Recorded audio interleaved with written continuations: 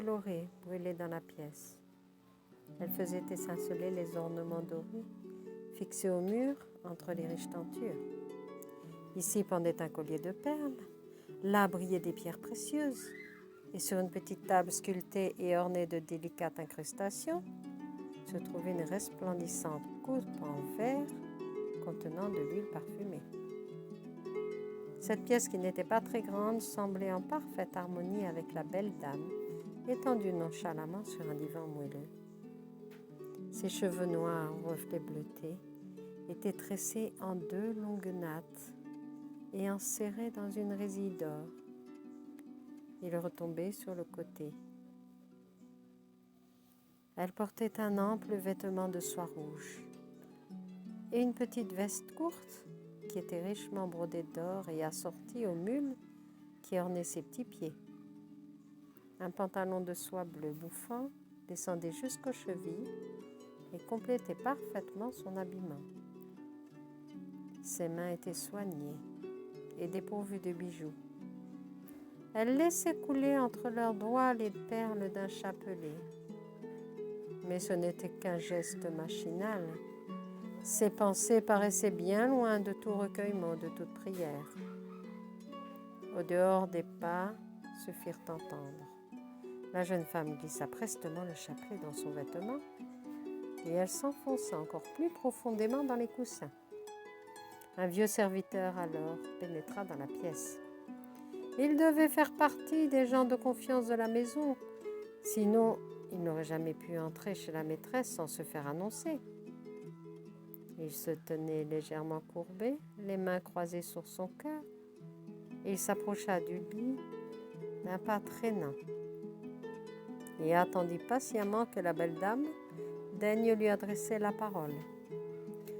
Elle l'observait, les yeux à demi fermés.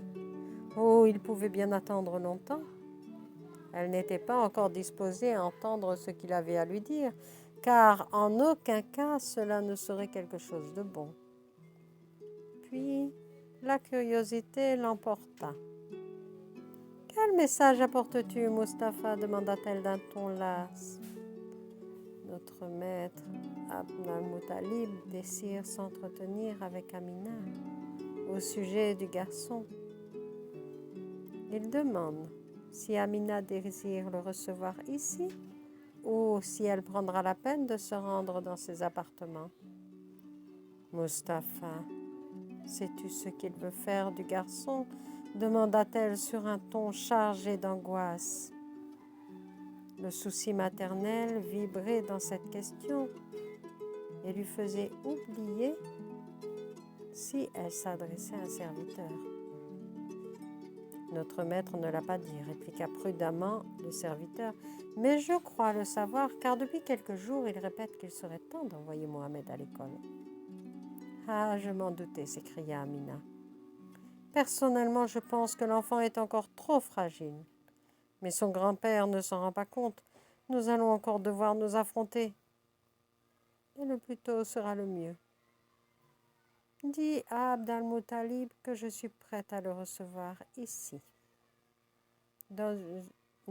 Disons dans 2 heures. Le vieil homme s'apprêtait à sortir, mais Amina l'interpella. « Mustapha, sais-tu où est Mohamed ? Et où peut-il bien être, si ce n'est au magasin ? En train de compter les marchandises avec l'employé, répliqua le serviteur.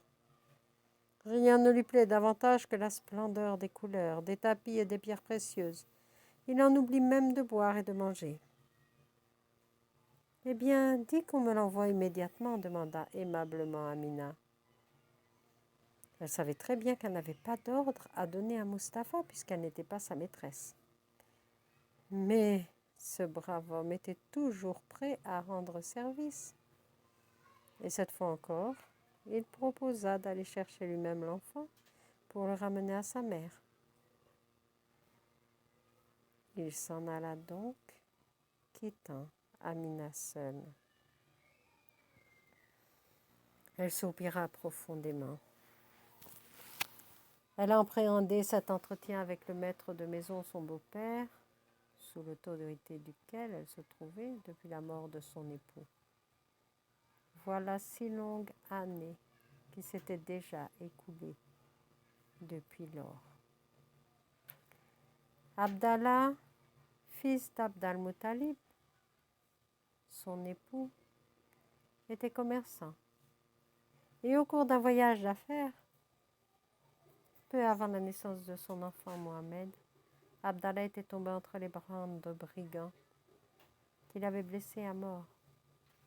Le mourant avait été ramené à la Mecque, certes, mais il n'avait pas pu arriver à la maison de son père, où il vivait avec sa jeune femme. Il mourut avant. Celle-ci, en apercevant le corps inerte de son époux sur la civière, tomba évanouie. Elle était restée longtemps alitée. Le petit garçon avait vu le jour au cours de cette longue maladie, sans que sa mère n'ait eu réellement conscience de sa naissance. Les médecins attribuaient à la peur et au chagrin qui avaient ébranlé Amina la faiblesse de l'enfant, dont la croissance était difficile. Malgré les soins les plus attentifs, l'enfant restait chétif, pâle, maladif. Autant son père avait été grand et bel homme. Mohamed était plutôt triste, mais envers et contre tout, il aimait agir à sa guise. Le voilà qui entra justement dans la chambre de sa mère. Il ne se pressait pas.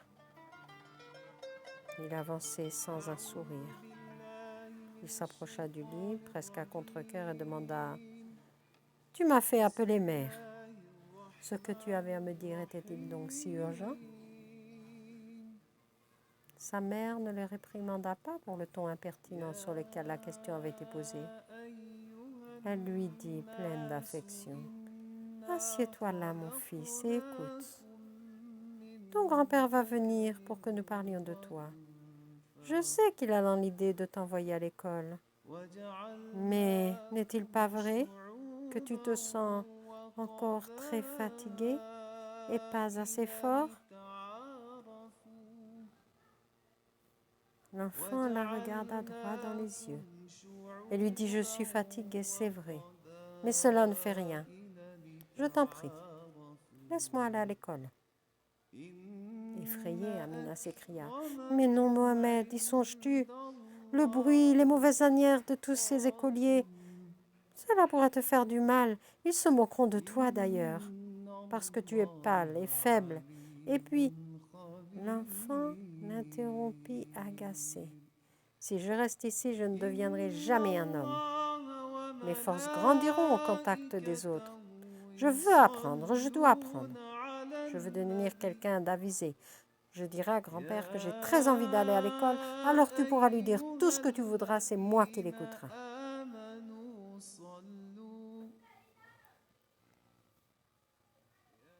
En quoi toute cette érudition te servira-t-elle, Mohamed? Demanda sa maman, au bord des larmes. Elle avait tout fait, depuis près d'1 an, pour retarder l'instant qui la séparait de l'enfant qu'elle idolâtrait. Et à présent, c'était le petit garçon lui-même qui demandait à partir à l'école. « Pourquoi je désire étudier, mère ?» demanda Mohamed. Il se jeta sur l'un des tapis posés sur le sol. « Mais pour devenir marchand, et pas l'un des moindres. Je veux devenir le plus grand marchand de toute la Syrie, de l'Arabie et de tous les pays alentours. Toutes les pierres précieuses devront passer par mes mains et je veux palper les plus belles étoffes. Mais pour cela, je dois apprendre à lire, à écrire et avant tout, à compter. Personne ne doit pouvoir me tromper, mère. » À ce moment, la riche tenture de la porte fut soulevée avec précaution. Et une vieille dame, en tenue de servante, entra. Mère et fils, tous les deux se tournèrent vers la nouvelle venue. Amina reprit son attitude nonchalante. Mohamed, quant à lui, se redressa vivement et se jeta spontanément au cou de celle qui venait d'entrer. Sarah, Sarah, jubila-t-il d'une voix complètement transformée. C'est sérieux. Je vais pouvoir étudier. Mère vient de se lamenter en me disant que grand-père veut m'envoyer à l'école. Une fois de plus, elle ne me comprend pas. Il avait parlé précipitamment, sans prendre le moindre égard, et sans remarquer qu'il faisait du mal à sa mère, qui, en lui, déposait sa seule joie. Entre-temps, Sarah, la vieille nourrice, avait détaché de son cou les petits bras de son cher enfant, et elle l'avait laissé doucement glisser à terre. Elle s'approcha alors d'Amina, à la manière habituelle des vieilles servantes, et elle lui dit d'un ton cajoleur: « Ma maîtresse ne désire-t-elle pas mettre des plus beaux vêtements pour honorer le maître de maison ?» Amina secoua sa jolie tête et dit: « Ah, peu lui importe mon habillement. » « La maîtresse est injuste, » répliqua la vieille servante sur un ton de reproche. « Abd al-Muttalib ne manque jamais d'attention. Il envoie à la veuve de son fils les pierres les plus belles, les perles les plus fines et les étoffes les plus délicates de son magasin. » Toutefois, ces paroles n'impressionnèrent pas la femme gâtée. « Ah, je reste comme je suis, dit-elle. Nous n'avons que peu de temps jusqu'à sa venue et nous devons encore parler de certaines choses. Viens t'asseoir avec nous, Sarah. » La servante s'assit. Elle devait être habituée à ce genre d'entretien. « Je ne savais pas que Mohamed avait une telle envie d'aller à l'école, » commença Amina. « Personnellement, ça me contrarie, car je trouve qu'il est encore trop délicat et j'aimerais le garder une année de plus auprès de moi. » « Mais mère, à quoi cela te servira-t-il que je reste près de toi ?» s'écria l'enfant avec entêtement. « Je te donne peu de joie, tu le dis souvent toi-même, et puis j'ai envie d'apprendre, d'apprendre. » « Maîtresse, il faut te faire à l'idée quand ton fils est sorti de l'enfance, » lui dit Sarah avec sagesse. « S'il veut devenir un homme, il doit quitter les appartements des femmes pour être confié à des mains d'hommes. » « Eh bien, soupira la pauvre mère, d'accord si tel est son désir. Mais Sarah, je vois un grand danger pour lui dans le choix de l'école d'Al-Muttalib. Il voudra l'envoyer dans une école de la ville fréquentée par les enfants des fétichistes. Mohamed n'est pas encore suffisamment affermi dans notre foi et il la rejettera comme un vieux vêtement. »« À qui la faute, maîtresse ?» demanda Sarah avec franchise, un peu trop directe. « Veux-tu dire que je ne l'ai pas instruit ?» rétorqua Amina irritée. « Tu l'as instruit, certes, mais tu ne lui as pas donné l'exemple. Quand a-t-il jamais pu voir que ta foi était pour toi un soutien, une consolation, une incitation à faire le bien ?» Mohamed, qui apparemment n'avait écouté, se tourna vers la servante assise par terre à côté de lui. « Tu as raison, Sarah, dit-il tendrement. Je n'ai pu apprendre tout cela de ma mère. Mais c'est toi, bonne Sarah, qui m'as donné l'exemple. » La jalousie tenailla de nouveau le cœur de la mère. « Comment peux-tu me juger si durement, mon fils ?» lui reprocha-t-elle. « Qui a prié avec toi depuis que tu es en âge de le faire? Qui t'a parlé de Jésus le crucifié? » « Bien sûr, tu as fait tout cela, mère, reprit vivement Mohamed. Mais tandis que tu me parlais du porteur de vérité assassiné, Sarah, elle m'apprenait à aimer le lumineux Fils de Dieu, venu par amour pour les hommes, et né petit enfant dans la crèche. Pendant que tu m'apprenais à dire des prières dans une langue que nous ne comprenons ni l'un ni l'autre, Sarah me menait au pied du Fils de Dieu pour que je puisse lui exprimer mes souhaits. Cette réponse n'était pas celle d'un enfant, mais elle émanait du fond de son cœur, et les deux femmes dont les yeux se mouillèrent de larmes le ressentirent parfaitement. Après un court silence, Amina reprit. « Peu importe, pourvu que tu aies la foi. Il suffit que tu aimes Jésus pour que je sois satisfaite. Mais dis-moi, mon fils, cet amour ne succombera-t-il pas sous les railleries et l'influence des autres élèves? » « Nous le verrons bien, mère. Pour le moment, je ne veux pas encore le savoir. Si la foi en Jésus est la vérité, comme vous le dites toutes deux, elle triomphera de tout le reste. Si elle n'est pas la vérité, elle n'aura qu'à disparaître. Pour Mohamed, cet entretien sérieux avait suffisamment duré. Il sauta sur ses pieds avec une agilité surprenante et s'empressa de quitter la pièce. Une fois seules, les deux femmes se regardèrent. Toutes deux aimaient cet enfant gâté plus que tout au monde. Mais tandis que la mère était aveugle devant les défauts de son fils, Sarah, elle, tentait de toutes ses forces de les vaincre. Amina se rendait compte avec amertume que toute la tendresse de l'enfant allait à la vieille nourrice, au point qu'il en oubliait souvent complètement sa mère. Chaque fois que la jalousie enflammait son cœur, elle formait le projet d'éloigner Sarah. Mais elle ne pouvait pas imaginer la vie sans celle qui l'avait élevée. Sarah était arrivée toute jeune dans la maison du noble Hachi au moment de la naissance d'Amina. Elle se trouvait être la dernière de 6 filles. Elle avait protégé et soigné l'enfant avec une fidélité sans relâche. Elle avait guidé ses premiers pas, elle avait pris soin d'elle jusqu'à ce qu'elle devienne une belle jeune fille. Et puis vint le jour où Amina dut suivre son mari dans sa maison, Abdallah, le joaillier, qu'il avait demandé pour épouse. Il était riche. Comme elle, il était issu d'une noble lignée, la famille des Quraysh. Contrairement aux usages, il était devenu marchand, ce qui empêchait avant tout le père d'Amina de donner son consentement, c'est qu'il était juif. L'un de ses ancêtres avait adopté cette foi étrangère à travers laquelle ses descendants restaient fermement attachés. Tous les membres de la famille d'Amina adoraient les fétiches qui leur procuraient un sentiment de bonheur et de sécurité. Et les lois sévères du judaïsme les faisaient frémir. Toutefois, le jour où son père allait prononcer un non définitif, Amina, en larmes, avoua qu'elle avait abjuré depuis longtemps la foi de ses pères et était devenue chrétienne. Père et fiancé furent également horrifiés.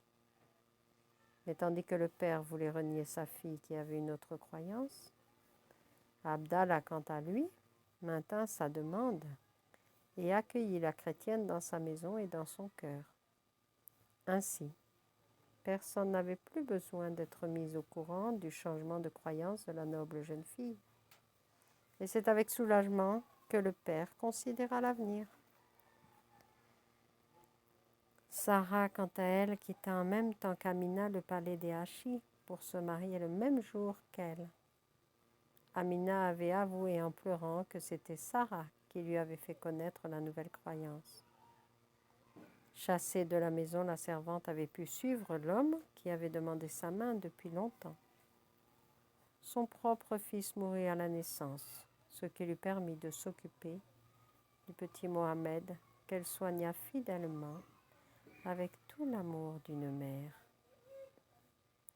À présent, à force de flatterie, Sarah avait réussi à convaincre sa maîtresse de se lever et de s'habiller plus élégamment en l'honneur du visiteur attendu. Amina était à peine prête que Mustapha annonçait déjà à son maître.